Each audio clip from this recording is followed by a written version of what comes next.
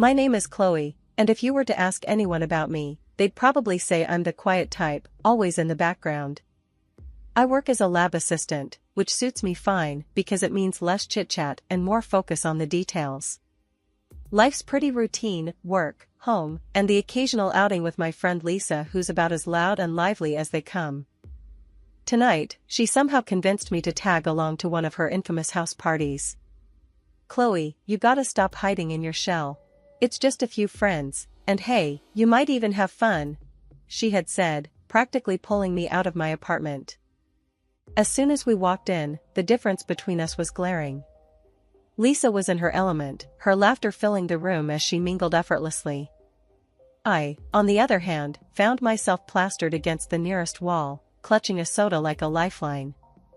The music was too loud, the crowd too much, but there I was, trying to blend into the wallpaper. "Hey, you made it!" Lisa shouted over the music as she darted back to me, a guy trailing behind her. "Chloe, this is Tom." "Tom, meet my best bud, Chloe." Tom was your typical good-looking guy, tall with a smile that probably got him out of trouble more times than it should. "Nice to meet you, Chloe. Can I get you something stronger than soda? Maybe loosen you up a bit?" he joked, nodding at my drink. I managed a smile. "No, thanks. I'm good with this." Lisa winked at me, before being swept away by another group of friends, leaving me with Tom. Awkward didn't even start to cover it. "So, Chloe, Lisa tells me you're the brains of the operation at your work. A scientist, right?" Tom tried to start a conversation, leaning against the wall next to me. "Lab assistant," I corrected him, tucking a strand of hair behind my ear. "I'm not really the brain, more like the hands." Tom chuckled. "Modesty, huh? That's rare." We somehow stumbled into a real conversation. Tom was surprisingly easy to talk to, and as the night wore on, I found myself sharing little bits about my life, my love for quiet weekends, and my secret passion for old detective novels. He listened, really listened, and by the time the party started to thin out, I was actually laughing, the genuine kind that bubbles up without permission. "You know, you're nothing like I expected from Lisa's stories. You're cooler," Tom said, his tone sincere. I raised an eyebrow, surprised by his comment. "And what exactly did Lisa tell you?" "That you were shy, kinda introverted. But you're just chill, not uptight. It's refreshing." His words, oddly enough, didn't feel patronizing. They felt like a compliment, and from someone like Tom, it meant a bit more than it should have. "Thanks, I guess. You're not too bad yourself, for a party animal," I teased back, realizing that I didn't want the night to end just yet. "Party animal, huh? I might quote you on that," he laughed, pulling out his phone. "Let me get your number. We should hang out, maybe somewhere quieter where you don't need to shout over the music."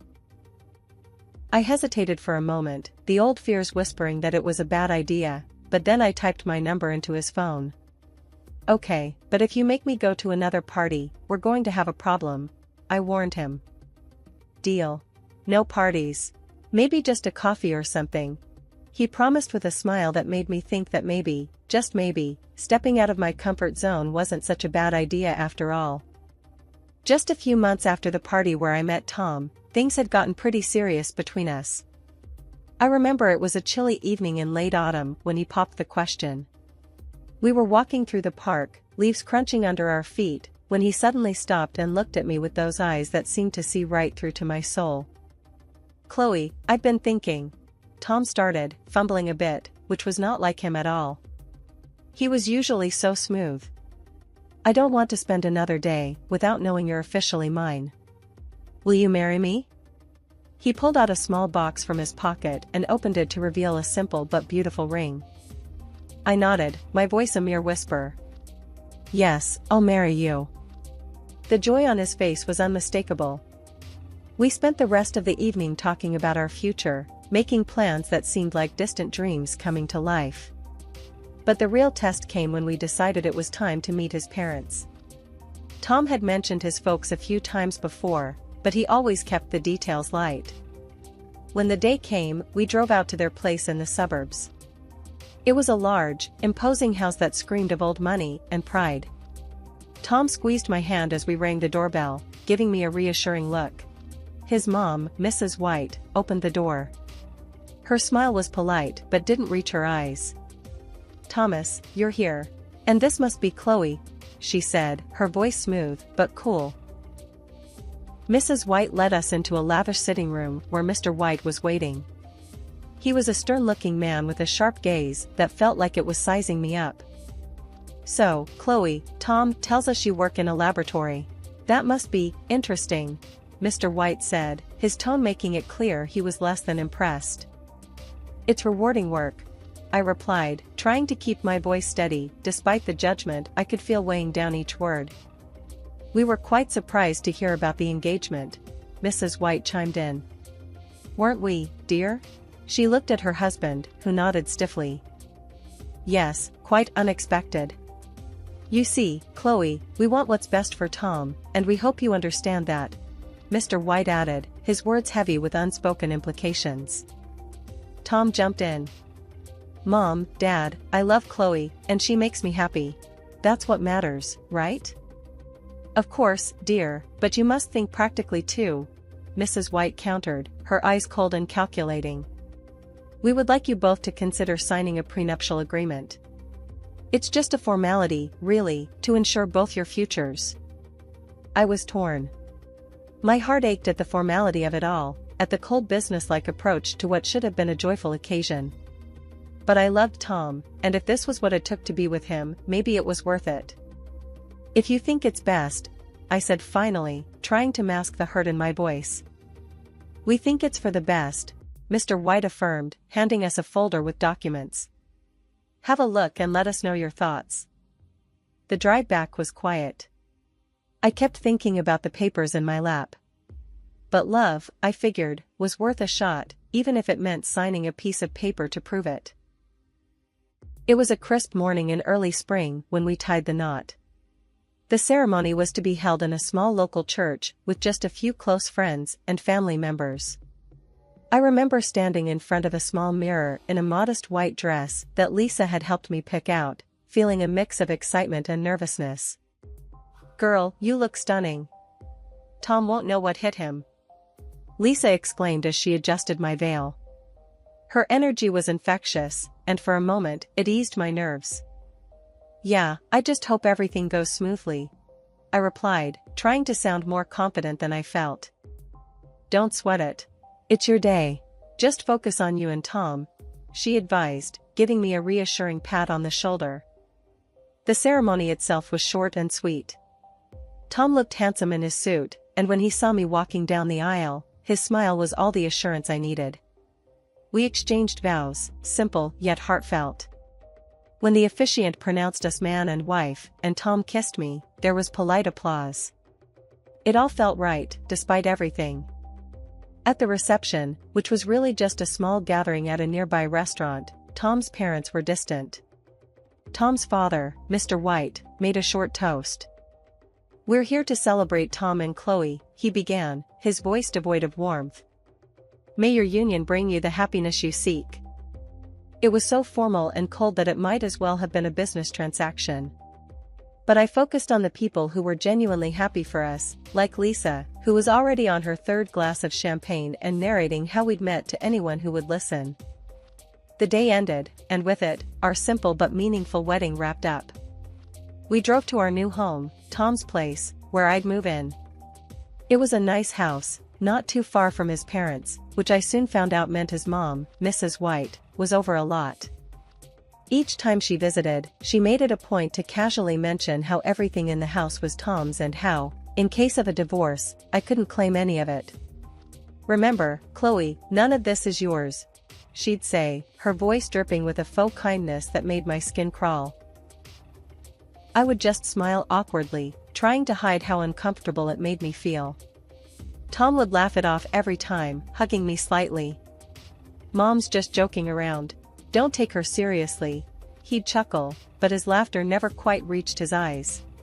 It was clear this was her way of reminding me of my place, making sure I knew that I was an outsider. But I kept hoping things would get better, that maybe, just maybe, Tom would eventually see how his mother's words were chipping away at our newlywed bliss. I tried to make the best of things, focusing on setting up our space, hoping it could feel like ours, not just Tom's. But no matter how hard I tried, Tom's parents, especially his mom, Mrs. White, made it difficult. "Chloe, dear, why don't you rearrange these dishes? They should be organized better," Mrs. White would say during her frequent visits, her tone patronizing as she inspected the kitchen cabinets that I had just tidied up. I would force a polite smile, my hands tightening around the edge of the countertop. "Of course, I'll take care of it," I'd respond, trying to keep the frustration out of my voice. Tom usually shrugged off his mother's comments. "She just likes things a certain way, you know how it is," he'd tell me, dismissing it all too quickly. But it wasn't just about the dishes.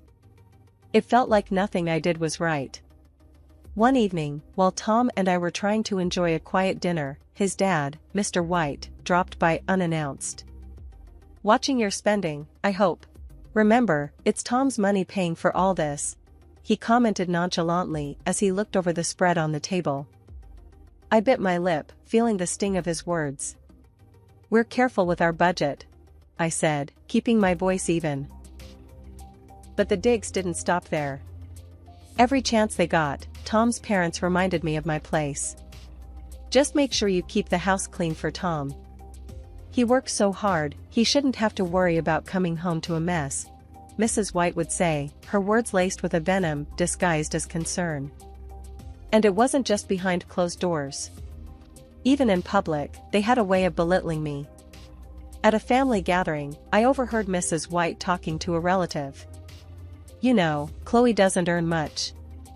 Pretty much lives off you, doesn't she, Tom?" The interference from Tom's parents didn't stop at comments. They started acting like the house was theirs too. They'd come over, flop down on the sofa, and demand, "Chloe, make us some coffee, will you? Or we're out of snacks, could you run to the store?" It was as if I had become less of a family member and more of a maid. And Tom? He had changed. He used to be caring and attentive, but now he joined in their laughter.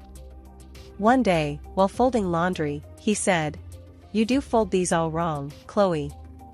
Just how my mom showed you, remember?" His tone was light, but the criticism stung sharply. His parents laughed along with him, and Mr. White added, "She's got to learn somehow. You can't baby her forever, Tom." The worst part was how Tom criticized everything about me, from the way I managed the house to my choice of clothes. "You're going out in that?" he'd ask, his look one of disapproval as he eyed my casual jeans and t-shirt. I felt like I was losing not just the battle to win over his parents, but also the man I thought I had married. The man who had once looked at me with love now scrutinized me with the same critical eyes as his parents. Each day grew harder, the atmosphere at home more suffocating. I started to dread waking up in the morning, knowing I'd face another day of veiled insults and open disdain. The stress of living under constant scrutiny and disdain had taken its toll on me.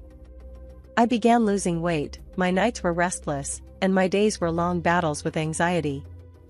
It all came to a head one morning at work when I collapsed right there among the test tubes and beakers in my lab. I woke up in the hospital, the sterile white of the room blinding me at first. I felt a dull ache in my stomach, and my head was spinning. As I tried to sit up, a nurse rushed over. "Take it easy, Chloe. You gave us quite a scare," she said, helping me adjust the pillows behind my back. "What happened?" I asked, my voice barely above a whisper. "You passed out at work. They brought you in with severe dehydration and stress-related symptoms," she explained, checking the 4 drip that was hooked to my arm. I sighed, the reality of my situation settling in. The door to my room opened, and Lisa walked in, her face etched with concern. "Chloe, I heard what happened. Are you okay?" She rushed to my side, grabbing my hand. "I guess I'm not," I replied, trying to muster a smile. "This is ridiculous, Chloe. You can't go on like this," Lisa said, her voice stern, filled with worry.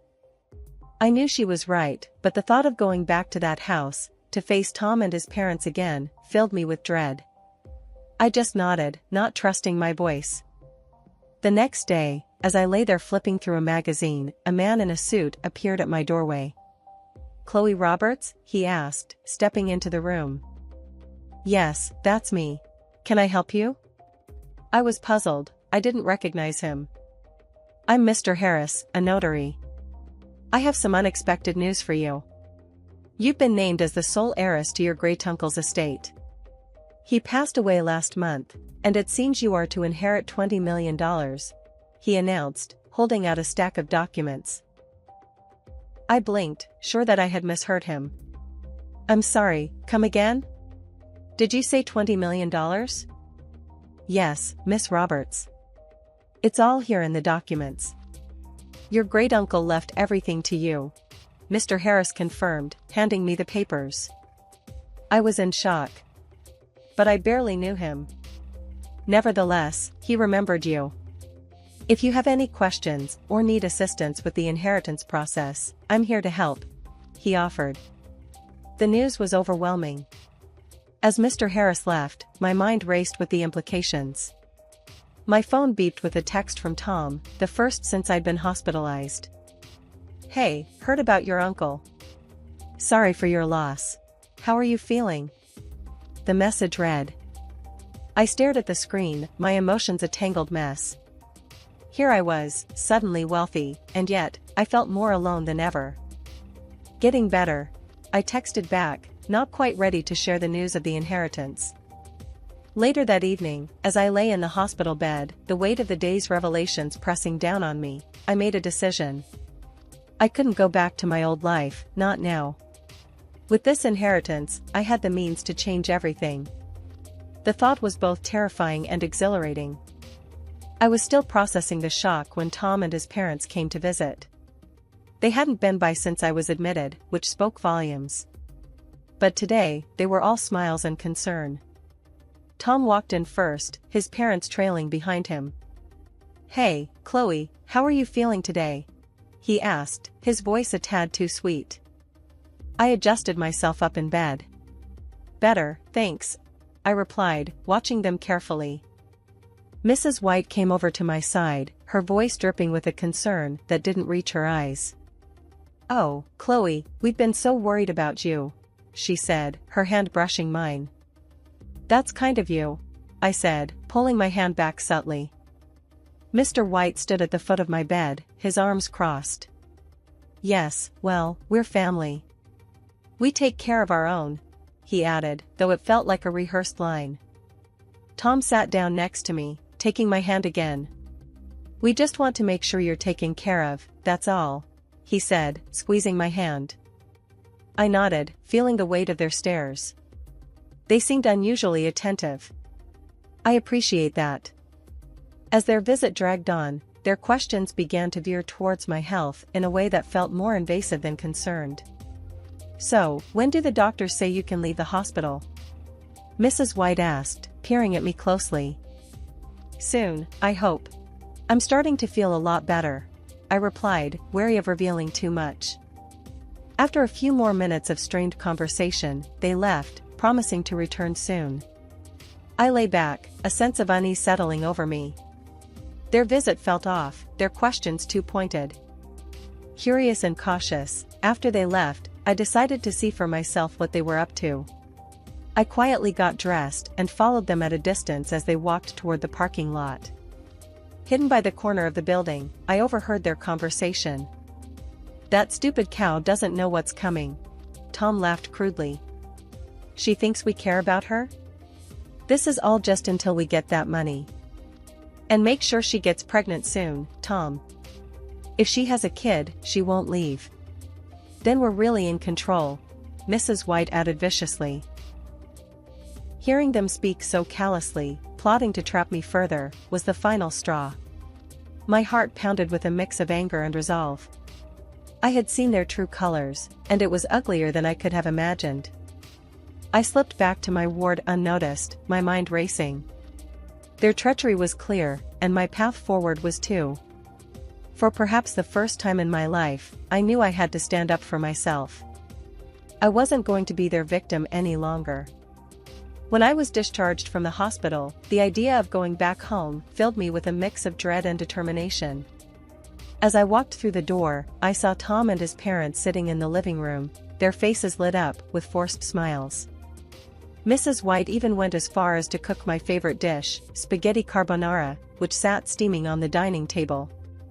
The sight was almost comical, her trying so hard to play the doting mother-in-law. It felt like a scene from a bad play. Tom rushed up to me, his smile a little too eager. "Chloe, you're back. We missed you so much," he said, pulling me into a hug that I didn't return. "Thanks, Tom," I said, pulling away gently. I glanced around at the staged setting, my resolve hardening. As we sat down to eat, the tension was palpable. They were trying too hard to act normal, but I could see the impatience flickering in Tom's eyes. It didn't take long before he dove straight to the point. "So, Chloe, when do you think you'll get the inheritance? There's so much we can do with it," he asked, trying to sound casual, but failing miserably. I put down my fork, looking him straight in the eye. "Tom, it doesn't concern you." "Because I'm filing for divorce," I stated calmly, sliding the divorce papers across the table towards him. The room went dead silent for a moment before a terrible scream erupted from Mrs. White. "Chloe, have you lost your mind? Think about what you're doing." Tom's face turned from shock to desperation. "Chloe, please, I love you. We can fix this. Don't throw away our marriage over a misunderstanding," he pleaded, his voice cracking. But I was done listening to lies. "A misunderstanding?" I echoed sharply. "Calling me a stupid cow behind my back is not a misunderstanding." "I heard everything, Tom. Everything." Mrs. White's face turned red, her anger barely contained. "You ungrateful girl. We'll sue you for half of that inheritance. You'll see." I reached into my bag and pulled out a copy of the prenuptial agreement. "Actually, you won't," I said, tossing it on the table. "This says otherwise. You can't touch my inheritance." Tom and his parents stared at the document, the color draining from their faces. I stood up, my chair scraping loudly against the floor. I found a small apartment in a quiet part of town where the mornings were filled with the sounds of birds, not bickering. It wasn't just a new place, it was a fresh start. I spent the first week just settling in, buying a few pieces of furniture, some plants, making it mine. The silence was a stark contrast to the constant tension I had lived with, and I loved it. It was during these days of newfound solitude that I truly began to appreciate the peace I had been missing. One Saturday morning, I was out on my balcony, enjoying a cup of coffee when Lisa came by. She burst through the door with her usual flair, holding a box of pastries. "Chloe, this place is fantastic," she exclaimed, setting the box on my new kitchen counter and hugging me tightly. "How are you holding up?" "Better than I have in years, honestly," I replied, pouring her a cup of coffee. "It's like I can finally think straight without all the noise." Lisa chuckled as she sipped her coffee. "I told you, you just needed to get out of that madhouse." "So, what's next for our free woman?" she asked, her eyes twinkling with curiosity. "I've been thinking about that a lot," I said, leaning against the counter. "Right now, I'm just enjoying the quiet, planning my next steps. In the future, I will buy myself a big house and do charity work." As the weeks passed, I reveled in my independence, meeting with a notary for registration of inheritance. But, as expected, the peace didn't last forever. One evening, my phone rang, pulling me away from a book I was reading. It was Tom. "Chloe, please, can we talk? I've been thinking, Anne." "Tom, there's nothing left to say," I interrupted, my voice firm yet weary. "Just hear me out. I miss you, and I was wrong," he pleaded, his voice cracking with emotion. "I'm sorry for everything. Can we try again?" "Tom, it's over. We can't undo what's been done. You need to accept that," I replied, ending the call. Not long after, his mother started calling. Each message left on my voicemail was more desperate and angry than the last. "You ungrateful girl. After everything we've done for you, she shouted in one of the messages. I erased them without a second thought. It wasn't long before Tom told me that he and his parents were arguing a lot. He blamed them for insisting on the prenuptial agreement, which now protected me from their greed. Each call, each desperate plea, only affirmed my decision to leave. I was moving forward, not backward. The quarrels and chaos of that family were no longer my circus, not my monkeys.